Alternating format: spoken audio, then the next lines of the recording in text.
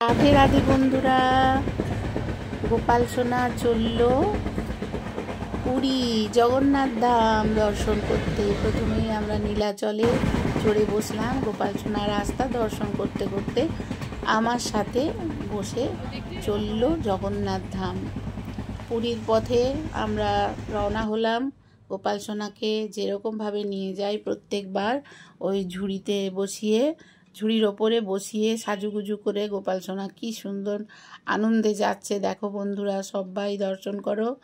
তারপর আমি গোপাল সোনাকে ট্রেনে নিয়ে যাওয়ার সময় প্রত্যেকবারই অনেকগুলো পোশাক নিয়ে যাই, কারণ ট্রেনে ওঠার পর গরম লাগতে পারে বা ওয়েদারের অনুযায়ী আমি ড্রেস পরাই। তো অনেক গরম, এ পাশে পেরিয়ে আসার পর একটু বৃষ্টি কোথাও কিছু দেখতে পাইনি, বৃষ্টি হচ্ছে না। তো গোপাল সোনার হালকা পোশাক পরিয়ে নিলাম। অবশেষে পুরী পৌঁছেও গেলাম। হোটেলে জিনিসপত্র রেখে চললাম গোপাল সোনাকে নিয়ে সমুদ্রে, কারণ আমরা সকাল সকাল পৌঁছে গেছিলাম। তো সকাল সকাল যেহেতু পৌঁছে গেছিলাম, সেহেতু আগে ভাবলাম যে সমুদ্র স্নানটা সেরে ফেলি। তো সমুদ্র স্নান করার জন্য গোপাল সোনাকে নিয়ে বেরিয়েছি।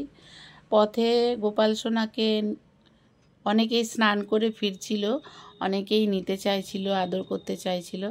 তো যাই হোক, তাদের কাছে একটু দিয়ে প্রচণ্ড খিদে পেয়ে গেছিলো।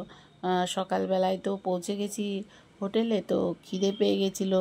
গোপাল সোনাকে একজনকে ধরতে দিয়ে আমরা একটু লুচি তরকারি খেয়ে নিলাম মাতে মেয়েতে। তো লুচি তরকারি কিন্তু সম্পূর্ণ নিরামিষ ছিল, খুব সুন্দর টেস্ট ছিল।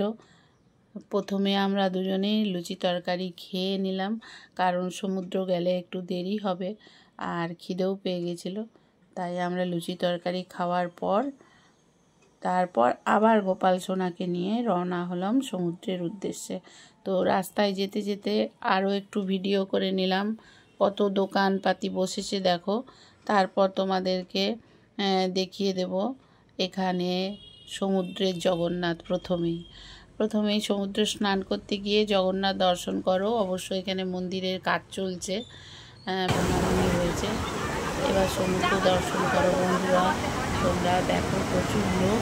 কিন্তু সমুদ্রের জল কিছুদিন আগে নদীর জল ঢুকে খুব মানে নোংরা এসেছে। নোংরা মানে ওই শ্যাওলা জাতীয় কিছু আবর্জনা সমুদ্রে চলে এসেছে, তাই পাড়ে প্রচুর নোংরা দেখতেই পাচ্ছ।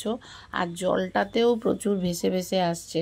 যাই হোক, গোপাল সোনাকে যখন নিয়ে এসেছি, স্নান তো করাবই, কারণ ওকে স্নান করাতেই নিয়ে এসেছি।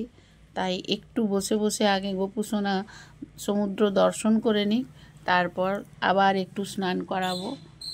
গোপাল সোনা বসে বসে কি সুন্দর দেখছে, সবাই স্নান করছে, হাসি মজাক করছে, গোপাল সোনা বসে বসে দর্শন করছে। গোপু সোনা ভাবছে আমিও স্নান করব। তো এত নোংরার জন্য আর বেশি স্নান করায়নি, ওই একটুই গোপাল সোনাকে স্নান করিয়েছিলাম। দেখছো বন্ধুরা, কত নোংরা এসে জমা হয়ে যাচ্ছে। যাই হোক, একটু স্নান করে নিল গোপাল সোনা।